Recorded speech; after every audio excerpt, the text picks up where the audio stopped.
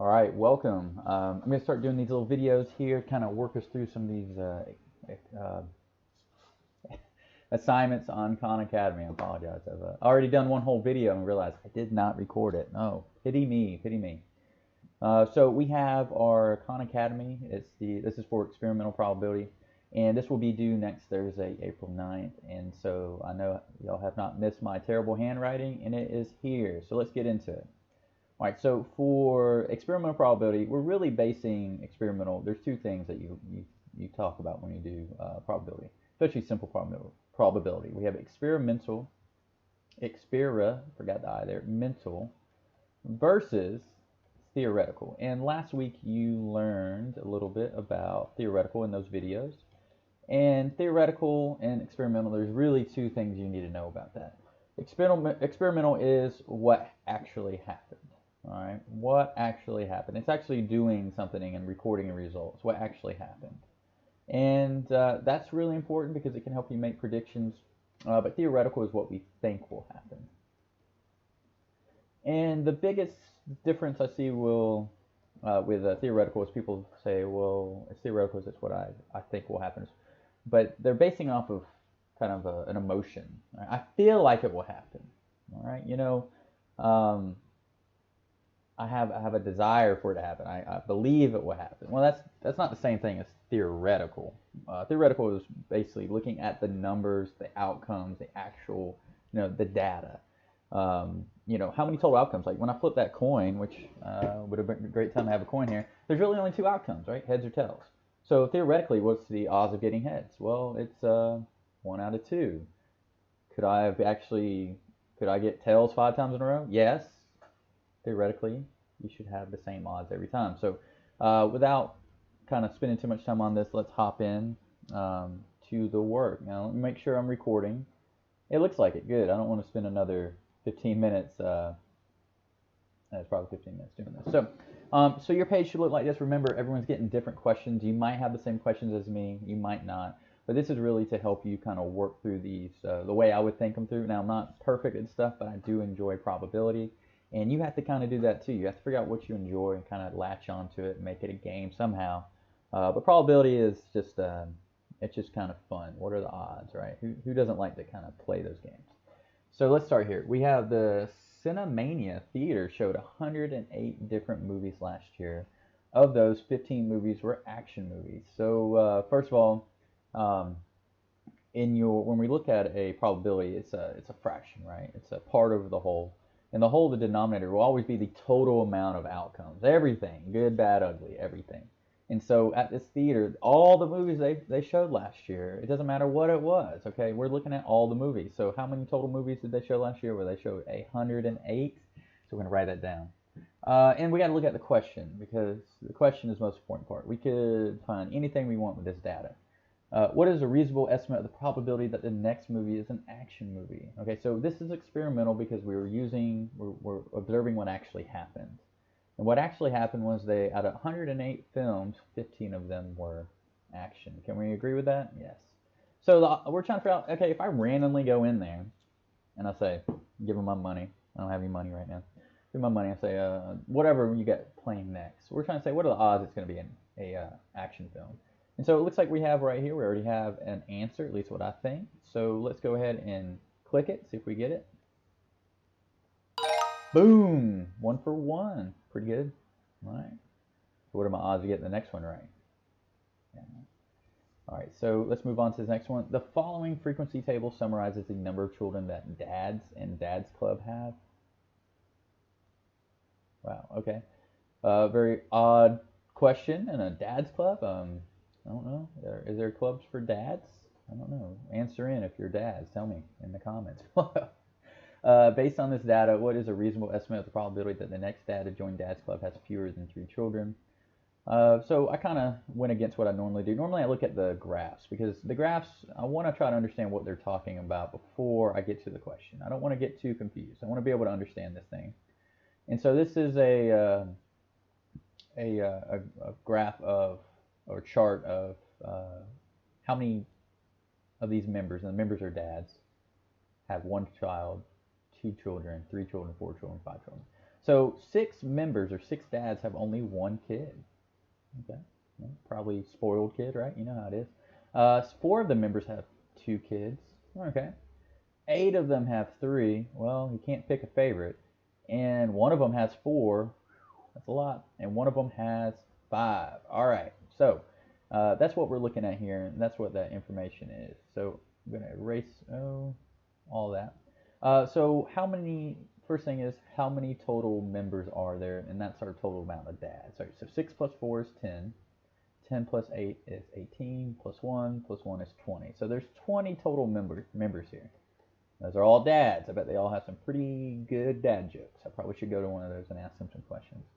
So if we have another person that joins, we're trying to see what are the odds that they have fewer than 3 children. So 1, 2, 3, 4, and 5. Remember, fewer, x is less than 3. Does not include 3. So we can't pick dads that have 3 kids, 4 kids, or 5 kids. We're only looking at dads that have 1 or 2 kids. So how many have those? Well, we have 6 and 4. So 10 out of 20, that is 0.5 or 50%. And let's see if we're right. 50%, there's a 50% chance that the next dad that joins has fewer than 3 kids. All right, so it looks like most people only have 1 or 2 kids, right? That's what it looks like. All right, Coach Kelly. Funny story. Coach Kelly is the reason why I became a teacher. His name was Coach Kelly, and it was AP U.S. History. Well, fun guy. He put a board on the wall, and it had all these grades on it. It had hundreds, 95s, and he says, whatever, I don't think it was a dart, but we had something like a sticky ball or whatever. He said, whatever grade this beginning of the semester, whatever you hit, you keep for the rest of the year. And I practiced, and I was getting like 90s. I was hitting the wall perfect. And then he's like, all right, for real. And I went to throw it, and I don't know what happened, but it didn't even hit the wall. It hit the floor. And he goes, okay. And he put a 0 in my grade book. And it stayed there for quite a while. It stayed there. My mom was like, what's going on here? I was like, I couldn't really tell her I played a game for this. And then finally, about halfway through, he changed his grades. But it was, he'd like to play around. So he documented a number of points the Ragin' Cajun football team scored each game this season. The following histogram summarizes the data. Again, another thing to show data, you got to be able to understand what's going on here. A histogram, okay? So the y-axis is the number of games they played, and in those number of games, how many times did they score 9 or less points where they had 2 games, okay? How many times did they score between 10 and 19 points where they had 4 games? All right, how many times did they score 20, 29, 5? And I think you kind of see where this is going. So based on this data, what is a reasonable estimate of the probability that Ragin' Cajun score 30 or more points in their next football game? All right, so how many total games have they played? 2 plus 4 is 8. Oh, my bad. 2 plus 4 is 6. 6 plus 5 is 11. 11 plus 3 is 14. 14 plus 2 is 16. So they played 16 total games. That's a lot. That's a lot in a season. I mean, unless it's for high school. All right, so how many times did they score 30 or more points? So we have 30 or more, so we have 5 right here. So 5 out of 16, let's use our fancy calculators that we have. And I don't know if you can even see that. I got 0.312, so it's 0.31, or I guess I didn't even need to do that. I wasn't even looking at my answers. So let's go ahead and hit 5. Boom! Hey, I'm on a roll, guys. Hopefully y'all are too. All right, next one. The winter clothing drive has received donations of 5 coats. They have 23 pairs of gloves, 19 scarves, and 3 hats. Okay, so based on this data, what is a reasonable estimate of the probability that the next donation is not a pair of gloves? All right, this is important. Not. So anything but gloves. So first thing is, let's figure out how many total items have been donated. So you can do 5 plus 23 is 28, all right? And then 28 plus 19 is 47, and 47 plus 3 is 50. So there's 50 total items have been donated. All right, so the question is, how many of them are not gloves? All right, so we have 50 total items. 23 are gloves. Well, guess how we're going to figure out what is not gloves? We're going to get rid of it. So 50 minus 23 should be 27, right? Not gloves. All right, and so that includes scarves, hats, and coats. And so we could have also added this. We should have said 5 plus 19 plus 3, right? All right, so we got 27 over 50, and again, we're going to find 27 divided by 50.54. Looks like we have a solution there. It's always nice when one of your answers is represented. Doesn't mean it's the right answer. Well, it looks like it worked out this time. All right, so Tomer, where do they come up with these names? I don't know. Tomer owns a daycare name or called Kids Care. Okay, wherever you sacrifice a C for a K, I get a little questioned. I probably want to take my kid there. One afternoon, he collected the age of each person in Kids Care. The following histogram summarizes the data he collected. All right, so we have, again, we've already done a histogram problem, so we are looking here. We have, if you're between ages 0 and 5, there's 3 kids there. All right, let me get this handwriting thing here. There's 3 kids there.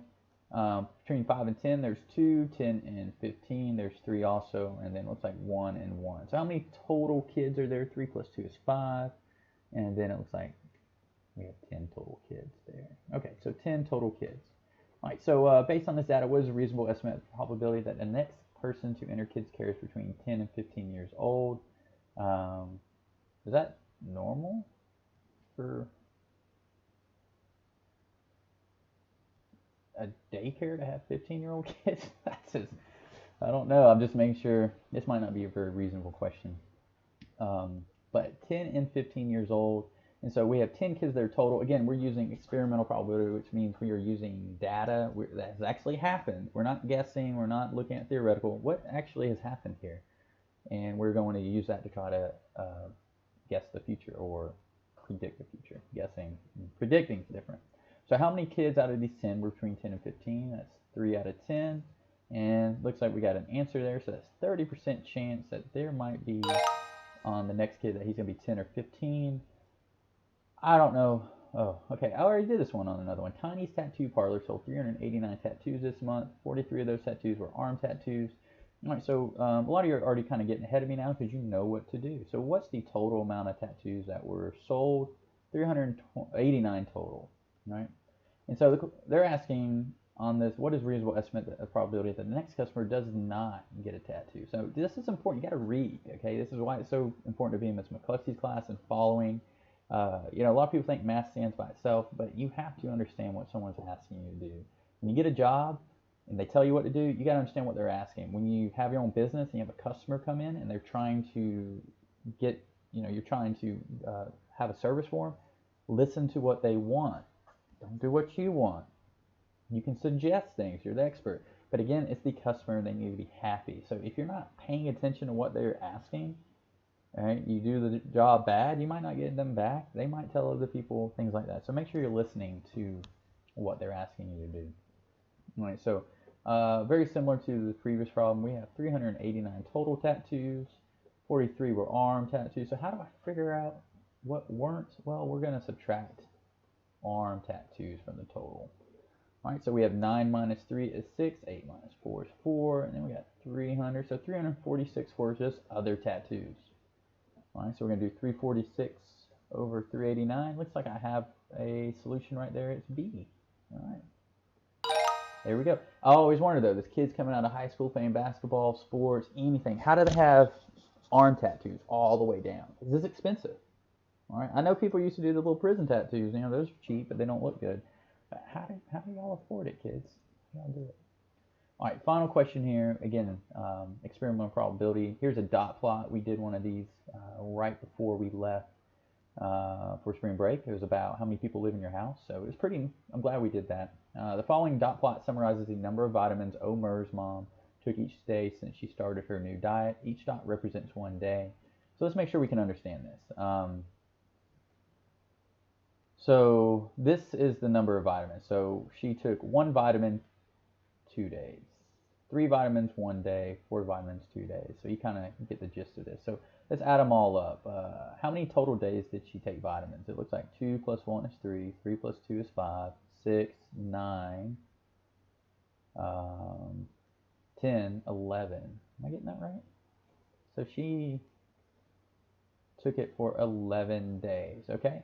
So based on this data, what is a reasonable estimate of the probability that Omar's mom takes exactly 6 vitamins tomorrow? So again, experimental probability. We're looking at things that have actually occurred in the past, which is her taking vitamins, and you're going, I wonder if she's going to take 6 vitamins tomorrow. So how many days out of those 11 did she take 6? Well, she had 3 days. So let's do 3 divided by 11. I feel like I'm doing something wrong here. But all right, 3 divided by 11 is 0.27, and that's actually 27%. Looks like we have an answer. Let's see if we've got it. There we go. All right, 100. Now remember, you can take these quizzes or these basics review over and over and over and over again until you get 100 or get the grade you want. And I have a lot of kids that do that, and I'm really proud of them. I would love to say some names, but I'm not. But I also have a lot of kids that get 14s and 20s and 5s, and I don't even know how you get a 5 on this. Well, it's, actually mathematically. And then you just stop. You're like, well, that's what I got. This is an effort thing, and right now you need to learn how to be a little bit more responsible. And I'm sorry we're not in school. I'd love to be in there. It's a lot easier being in school, I promise you, and you might agree with me. But the thing is, you still have to take care of your work. You still have to learn, and you have to grow up a little faster than you were expecting. All right? I would love for you to enjoy your 7th grade year. It's just not going to happen. And you have to learn how to be a self-starter. Your parents need to quit getting on to you. You need to figure out, knock out your work, get it done. Ask me questions, ask your teachers questions, and then you're done. Get it done. We're not going to overload you with work. All right? Look, I like to be in my backyard too. I like to do other things and hang out. I need you to realize that this is something you have to do. You got to step up, and we're not going to beg. We're just going to move on. So hopefully this was helpful. Email me, call me. I had Carlito and Jaden call me. It was great. I want to help you out. All right, use your resources, but please don't come to me the night of this is being due that you don't understand it. You have plenty of time. So give me a call, email me, let me know, and take care. All right, let's see if I can